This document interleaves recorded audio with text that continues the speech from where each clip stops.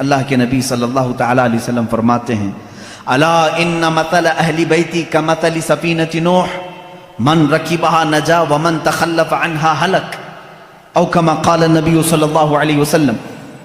اللہ کے حبیب صلی اللہ تعالی علیہ وسلم فرماتے ہیں خبردار میرے اہل بیت، میرے گھر والے، اہل بیت سمجھتے ہیں نا، میرے اہل بیت نوح علیہ السلام کی کشتی کی طرح ہیں۔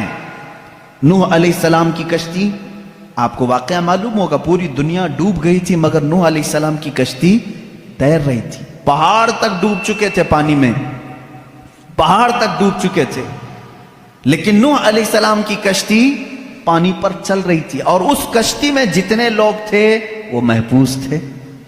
اب میرے آقا صلی اللہ علیہ وسلم کی حدیث سنو، فرماتے ہیں رسول کریم صلی اللہ علیہ وسلم میری اہل بیت، میرے گھر والوں کی مثال نوح علیہ السلام کی کشتی کی طرح ہے، جو ان کے ساتھ ہو گیا وہ نجات پا گیا۔ جیسے جو نوح علیہ السلام کی کشتی میں بیٹھا وہ ہدایت پا گیا، صحیح طریقے سے باہر نکل گیا، اور جو اہل بیت کا دامن پکڑا وہ نکل گیا، یعنی اس دنیا میں گمراہ ہونے سے محفوظ رہا۔ اب دیکھیں اس کو کہا ہے کشتی، حضور اکرم صلی اللہ علیہ وسلم نے اہل بیت کو کیا کہا ہے؟ کشتی، اور صحابہ کو کیا کہا ہے؟ نجم، ستارے۔ ستاروں کی ضرورت اسی وقت ہوتی ہے جب کشتی سمندر میں ہوتی ہے۔ دونوں کی مماثلت دیکھیں، سمندر کے سفر میں۔ اب یہاں سے ایک بات سمجھ میں آئی کہ اگر تمہیں سمندر کا سفر کرنا ہے اور تم کہتے ہو صرف تارے دیکھ کر کے میں چلوں گا، ڈوب جاؤ گے۔ تمہیں کیا چاہیے؟ کشتی چاہیے۔ تارے راستہ تو دکھا سکتے ہیں لیکن سمندر پہ چلنا تمہارے بس کی بات نہیں، کشتی پہ سوار ہونا ہوگا۔ اور اگر کوئی بندہ یہ کہے میرے پاس کشتی ہے میں کچھ بھی نہیں دیکھوں گا، خود چلوں گا، وہ سمندر میں بھٹکتا پھرے گا، اسے تارے دیکھنا ہی پڑے گا۔ اس کا مطلب ہوا کہ بغیر صحابہ کے بھی دین نہیں چلے گا، بغیر اہل بیت کے بھی دین نہیں چلے گا۔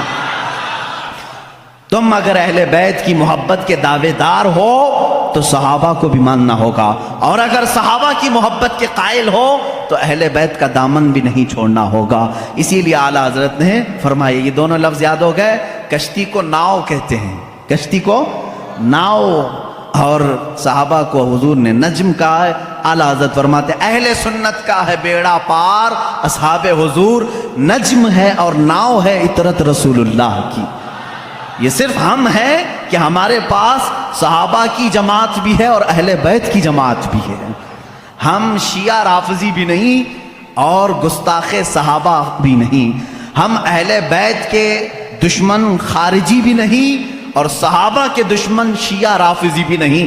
الحمدللہ ہم جہاں صدیق اکبر کی امامت کو تسلیم کرتے ہیں وہیں حیدر کرار کی ولایت کو بھی تسلیم کرتے ہیں۔ ہم جہاں سیدہ کائنات فاطمۃ الزہرا رضی اللہ تعالیٰ عنہا کو سلام اللہ علیہا کہتے ہیں، انہیں جنتی عورتوں کی سردار مانتے ہیں، وہیں ام المومنین عائشہ صدیقہ کا بھی احترام کرتے ہیں۔ یہ اہل سنت و جماعت ہے جو درمیانی راستے میں ہے۔ میرے عزیزو ذرا ادھر ادھر ہو جاؤ گے تو قدم ڈگمگا جائیں گے۔ کبھی ایسا ہوگا کہ کشتی میں بیٹھے تو ہو لیکن تمہیں تارے نہیں دیکھنے ہیں، نہیں ہم کو صحابہ کی ضرورت نہیں، بھٹکتے رہو گے بھٹکتے رہو گے، کہاں جا رہے ہیں پتہ ہی نہیں چلتا۔ ایسے ہیں آج شیعہ بھی ہیں بیچارے، بھٹکے ہوئے ہیں، انہیں پتہ ہی نہیں ہے مغرب میں جانا ہے کہ مشرق میں جانا ہے۔ صحابہ کی اگر ہدایت ساتھ ہو تو کشتی پر بیٹھا ہوا آدمی منزل مقصود تک پہنچتا ہے۔ حدیث پاک ہے اللہ اللہ فی اصحابی، حضور اکرم صلی اللہ علیہ وسلم نے فرمایا اللہ سے ڈرو، اللہ سے ڈرو میرے صحابہ کے بارے میں، میرے بعد میرے کسی صحابی کو گالی مت دینا۔ میرے آقا صلی اللہ علیہ وسلم فرماتے ہیں جس نے میرے کسی صحابی کو گالی دی اس نے مجھے گالی دی۔ اللہ کے نبی صلی اللہ تعالیٰ علیہ وسلم کی شان میں کوئی گالی دینا پسند کرے گا؟ خود حضور اکرم صلی اللہ علیہ وسلم نے فرمایا میرے دوستوں میں، میرے صحابہ میں جس کو بھی تم نے گالی دی گویا کہ اس نے مجھے گالی دی۔ آج لوگ اس طرح کی باتوں کو ہلکا سمجھ رہے ہیں۔ بہرحال اس پر میں بعد میں آتا ہوں۔ صحابہ کے مسلک کو لے کر کے آج بہت ساری باتیں ایسی ہیں میرے عزیزوں سنیوں، آج تمہیں اپنے ایمان کو مضبوط رکھ کر کے چلنا ہے۔ اب معاشرے میں جیسے وہابیت کی جراثیم پھیلے تھے پہلے ایک زمانہ ہو گیا، 100 سال گزرنے کو آ گئے، لیکن جہاں سعودی ڈھیلا پڑا وہابی بھی ڈھیلے پڑنے لگ گئے، کیونکہ یہ سارا ریال کا کرشمہ تھا اور سب پورے سعودی ریال اور ڈالر سے چلتے تھے۔ ریال کی ویلیو کم ہو گئی، اب وہ آ بھی نہیں رہے، بٹ بھی نہیں رہے، جس کی وجہ سے فتنہ کم ہو گیا۔ لیکن اس کے بعد جو فتنہ جنم لے رہا ہے وہ ایرانیوں کا فتنہ ہے، رافضیوں کا فتنہ ہے، شیعوں کا فتنہ ہے۔ یہ بھولے بھالے سنی مسلمانوں کے ذہن و دماغ میں ان کو معلوم ہے کہ یہ سارے سنی اہل بیت سے ٹوٹ کر محبت کرتے ہیں، اہل بیت کے نام پر ان کو گمراہ کر دو۔ وہ اپنے عقائد ہمارے درمیان ڈالنے کی کوشش کر رہے ہیں۔ ظاہر سی بات ہے، میں سیدہ فاطمہ الزہرا رضی اللہ تعالیٰ عنہ کا نام آئے تو ان کے قدموں پہ جان دینے کو تیار ہوں۔ میں جہاں حسنین کریمین کی بات آئے گردن لے کر میدان میں تیار ہوں۔ ہر سنی کا ہمارا عقیدہ یہی ہے، ہم ان ائمہ اطہار اور یہ جو اہل بیت ہیں ان کے لیے تو جان فدا کرنے کی بات کرتے ہیں، اور یہ شیعوں کو معلوم ہے، وہ جانتے ہیں کہ یہ سنی اہل بیت سے بہت محبت کرتے ہیں، ان کو بلیک میل انہی ناموں سے کیا جائے۔ تو یہ آتے ہیں ہمارے درمیان الگ الگ پردے اوڑھ کر کے، الگ الگ لباس اوڑھ کر کے آتے ہیں، اور تمہارے اندر وہ بیکٹیریا، وہ جراثیم ڈالنے کی کوشش کرتے ہیں جو ان کے عقیدے ہیں۔ اگر میں وہ عقیدے کھولوں تو یہاں بڑی طویل بحث چلی جائے گی، میرا ٹاپک ہی ہٹ جائے گا۔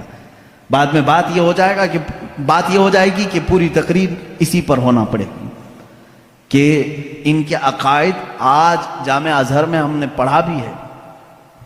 یہ لوگ حضرت علی کرم اللہ وجہہ الکریم کو انبیاء اکرام سے افضل کہتے ہیں۔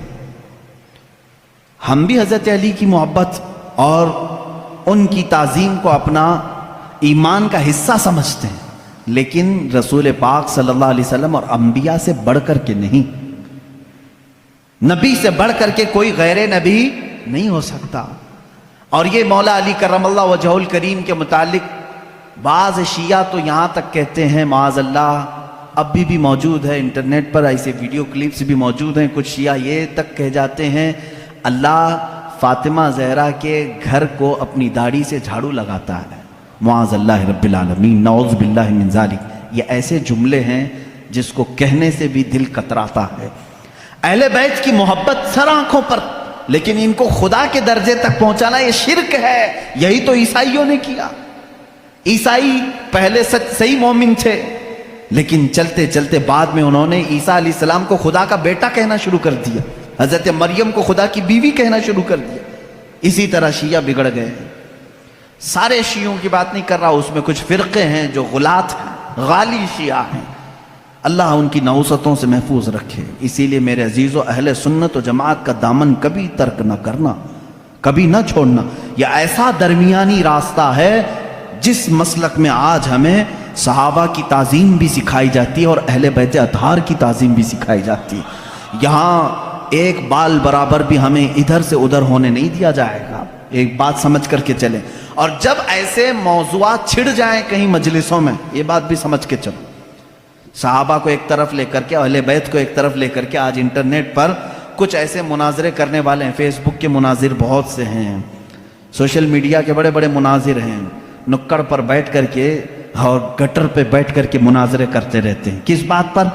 کہ صدیق اکبر افضل ہیں، کہ مولا علی افضل ہیں، فاطمہ زہرا خطا پر تھیں، کہ حضرت ابو بکر خطا پر تھے۔ معاذ اللہ، تم ہوتے کون ہو ان باتوں کو چھیڑنے والے؟ 14 صدیاں گزر گئیں، نہ تم ان کے زمانے میں ہو، نہ تمہارے باپ داداؤں نے انہیں دیکھا ہے، اور آج بیٹھ کر کے تمہارا ایمان کتنا ہے، تمہارا عمل کتنا ہے، تمہارا علم کتنا ہے، اتنی مقدس ہستیوں پر تم آج انٹرنیٹ پر بیٹھ کر کے مناظرے کر رہے ہو۔ ان بحثوں کو چھوڑو، شیطان یہاں تمہارا ایمان تباہ کر دے گا۔ جب ایسی باتیں آ جائیں، صحابہ اکرام کے آپس کے جو بھی معاملات ہوئے ہیں، تو ان باتوں کو جب بھی کوئی تمہارے درمیان چھیڑے تو اتنا کہیں کہ ان دونوں کا معاملہ وہ حل کرے گا جو ان دونوں سے بڑا ہوگا۔ میں کون ہوں؟ میں تو 14 صدیوں کے بعد آیا ہوا ایک چھوٹا سا بچہ ہوں۔ اگر ان صحابہ کے درمیان کچھ معاملات ہوئے ہیں تو اللہ موجود ہے، رسول کریم صلی اللہ علیہ وسلم ان کے سرپرست ہیں، دیکھا جائے گا قیامت کے دن ان کے جو بھی معاملات ہوں گے اللہ ان کا فیصلہ فرمائے گا۔ تم کیوں اپنا ایمان خراب کرتے ہو؟ میری بات سمجھ میں آ رہی ہے؟ صحابہ اکرام کی بات آئے، اہل بیت کی بات آئے، یا ان کے آپسی کچھ بھی معاملات کی بات آئے تو وہاں سے اپنا دامن اٹھا لینا، فوراً اس محفل کو چھوڑ دینا، اپنی رائے دینے کی بھی کوشش مت کرنا کہ کون صحیح تھا کون غلط تھا، یہ تمام معاملات میں اپنی رائے بھی مت دو، اس لیے کہ پھر تمہاری بھی پکڑ ہوگی۔ جس دن تم یہ کہو گے تو قیامت کے دن تم سے بھی پوچھا جائے گا تم ان دو بڑے لوگوں کے درمیان فیصلہ کرنے کے لیے بیٹھے تھے، پہلے تو بتا تیرے اعمال کہاں ہے، تم فیصلہ کرنے کے قابل ہو؟ اس لیے میرا تو طریقہ یہ ہے، جب بڑوں کی بات آئے، بزرگان دین، سلف صالحین، صحابہ تابعین کی بات آئے، کچھ بھی ان کے درمیان اگر اختلاف بھی ہوا ہو تو ان تمام اختلافات کو اللہ کے حوالے کر دو، اللہ رب العزت کے حوالے کر دو، وہ احکم الحاکمین قیامت کے دن فیصلہ فرمائے گا۔